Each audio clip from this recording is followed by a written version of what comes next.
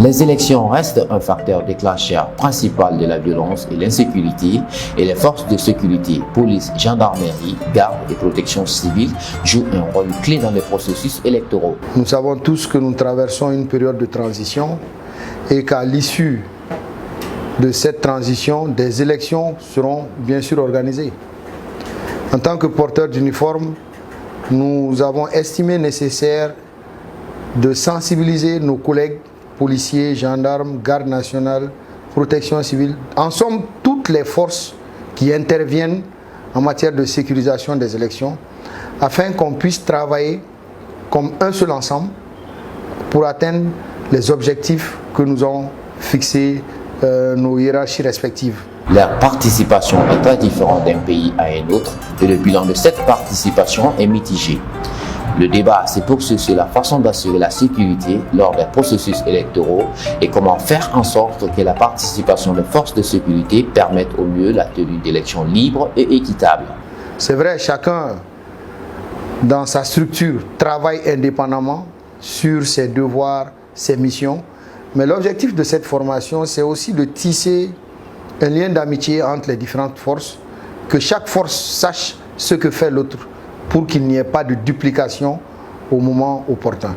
Les forces de défense et de sécurité auront évidemment un rôle déterminant à jouer dans le cadre des élections générales prochaines au regard du contexte sécuritaire délicat. Ainsi, pour s'assurer d'un processus électoral dans la paix et la sérénité, l'Institut des Nations Unies pour la formation et la recherche UNITAR a lancé une série de formations à l'intention des forces de défense et de sécurité afin de renforcer leurs capacités en matière de maintien de l'ordre public, le respect des droits humains, la sécurité des acteurs et les bureaux de vote en période électorale. Le Mali s'apprête à vivre une période très importante de son histoire, à savoir l'organisation des élections.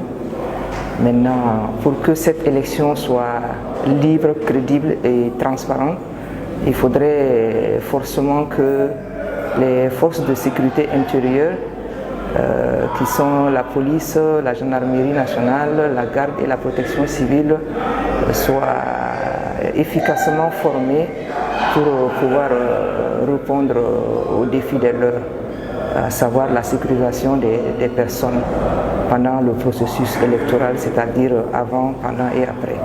Donc c'est l'objectif de cette formation. La formation rentre toujours dans le cadre du renforcement des capacités de nos écoles. Donc si nous avons la chance d'avoir des partenaires comme l'UNITAR, à travers l'école de maintien de la paix qui nous service pour les besoins de formation, nous ne pourrons que nous en réjouir.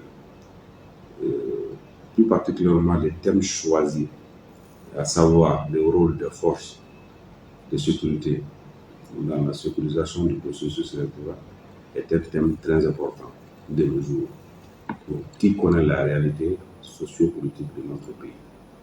Donc, le jour où il y aura des élections qui seront organisées, donc nos éléments, ça trouvera que nos éléments seront suffisamment outillés en matière de prise en charge et du processus électoral et de commun accord et en symbiose avec les autres forces de sécurité.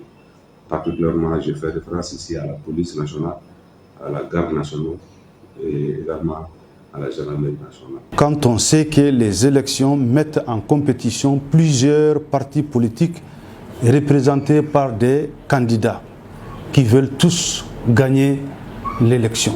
Dans un tel schéma, les forces de défense et de sécurité doivent être formées sur leur rôle dans la sécurisation du processus électoral. Et cette session de formation a donc permis aux participants de s'approprier de la loi électorale malienne numéro 26048 du 17 octobre 2016, du rôle des forces de défense et de sécurité avant, pendant et après le processus électoral. Les lignes directrices pour la conduite des forces de défense et de sécurité pendant les élections, les moyens de police de proximité et la communication stratégique pour prévenir la violence électorale. Des scénarios divers furent mis en pratique et qui ont pour effet de donner un meilleur réflexe aux participants à mesure de donner une meilleure conduite à tout ce qui peut arriver pendant un processus électoral. S'inscrivant dans le cadre de la stratégie nationale et constituant la volonté des plus hautes autorités du Mali, cette formation, à l'instar du district de Bamako, se tient également dans plusieurs régions du Mali, à savoir Kaï, Sigasso, Ségou, Moutchala, Mopti, San et Gao. Effectivement, la formation ne pouvait pas s'étendre sur toutes les régions en même temps. Je dirais en même temps parce que nous avons une vision plus large d'étendre la formation à toutes les régions. Pour le moment, nous avons priorisé les régions qui sont les plus faciles d'accès. Et en fonction du budget qui nous a été alloué aussi, nous avons fait une priorisation de certaines régions. Donc, dans ce cadre-là, on a choisi les 7 régions qui nous sont les plus accessibles. Dans le futur, nous comptons aller au-delà pour vraiment aller auprès de nos frères qui sont dans les régions les plus reculées et qui ne sont pas très faciles d'accès aujourd'hui. À l'issue de la formation, les participants seront en mesure de maîtriser les différentes phases du processus électoral et d'assumer pleinement leur rôle dans le déroulement du scrutin.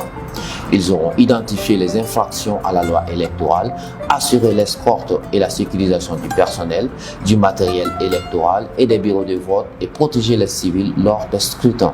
Il s'agit d'expliquer aux participants les enjeux et le rôle des forces de sécurité maliennes en période électorale.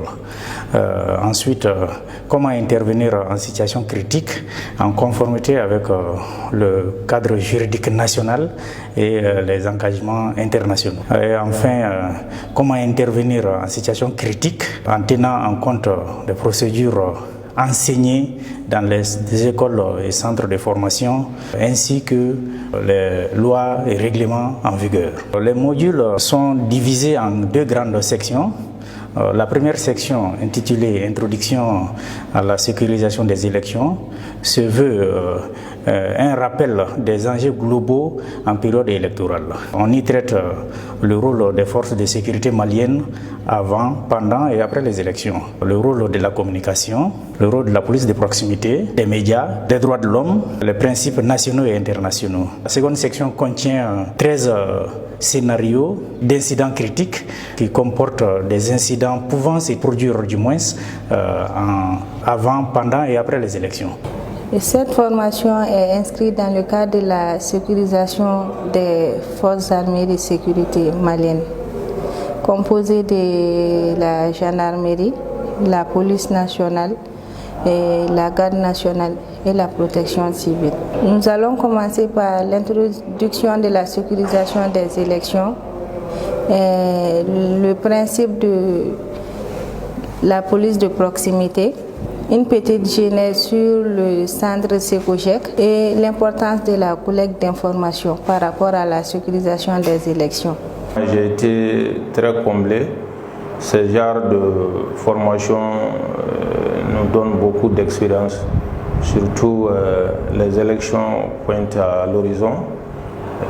Nous serons très utiles par nos instructeurs et au sortir d'ici, nous serons des porte-parole auprès de nos camarades qui n'ont pas eu la chance de participer à cette formation. L'Institut des Nations Unies pour la formation et la recherche UNITAR est l'organe de formation des Nations Unies créé en 1963. La collaboration entre l'UNITAR et les différentes forces de sécurité est au beau fixe. La collaboration se porte très bien, elle est en bonne santé dans la mesure où nous ne faisons que continuer sur le planning qu'on a déjà initié avec cette structure depuis 2016. Et de jour en jour, nous ne faisons qu'augmenter les activités de formation, tant sur le plan national qu'international. L'utilité de la formation n'est pas à démontrer dans un service comme la police. On sait que le rôle de la formation est prépondérant pour le fonctionnement de tout service, dans la mesure où elle favorise la maîtrise du travail par les éléments qui sont sur le terrain. Ils encouragent les fonctionnaires de police a accordé un intérêt particulier au renforcement de leurs capacités. Et vous savez, au niveau de la direction de la formation, notre activité principale, c'est d'identifier les lacunes de formation au niveau des fonctionnaires de police. Le rôle de la protection civile commence d'abord par sa mission régalienne. La mission régalienne qui est la protection des personnes, de leurs biens et la sauvegarde également de l'environnement. Donc, en se référant à la mission régalienne de la protection civile, d'ores et déjà, on se rendra compte que la protection civile a un rôle très important à jouer pendant le processus électoral, puisque les couvertures sanitaires et sécuritaires sont assurées par la protection civile, le commun accord avec les autres forces, bien sûr, de sécurité. Donc, nous faisons la couverture sécuritaire, à savoir la prise en charge des éventuelles victimes qui se rendront pour voter. Donc, si toutefois il arrivait que quelqu'un qui se rend dans un bureau, un centre de vote pour son vote, donc la personne peut faire l'objet, par exemple, malheureusement, de détresse.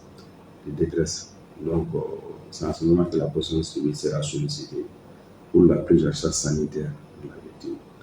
Au-delà de ça aussi, il y a la mission d'incendie. La mission d'incendie, en plus la mission de secours. Donc, si toutefois, dans un lieu de vote, centre de vote, un bureau de vote, il arrivait que les faits prennent naissance. Donc, nous élevons avec nos moyens adéquats, seront également sur place pour assurer l'extinction. Par rapport à l'organisation de la session de formation qui rentre dans le cadre du rôle des agents de sécurité dans la sécurisation des élections, est un sentiment de fierté et de satisfaction. Parce que qui connaît les enjeux des élections, on ne peut pas rester inerte. Il faut quand même prendre le devant, prendre les taureaux par les cornes, essayer de former les agents pour faire face à ce défi énorme.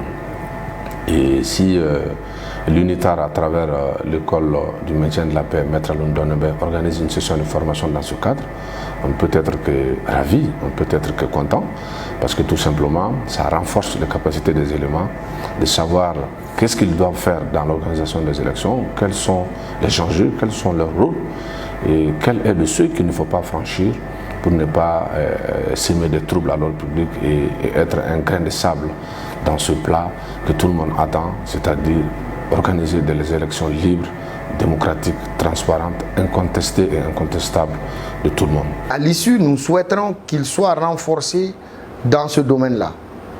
Et au moment venu, au moment des élections, qu'ils puissent eux-mêmes partager leur expérience avec leurs collègues qui n'ont pas eu la chance de bénéficier de cette formation. Donc, nous comptons bien sur ces participants-là.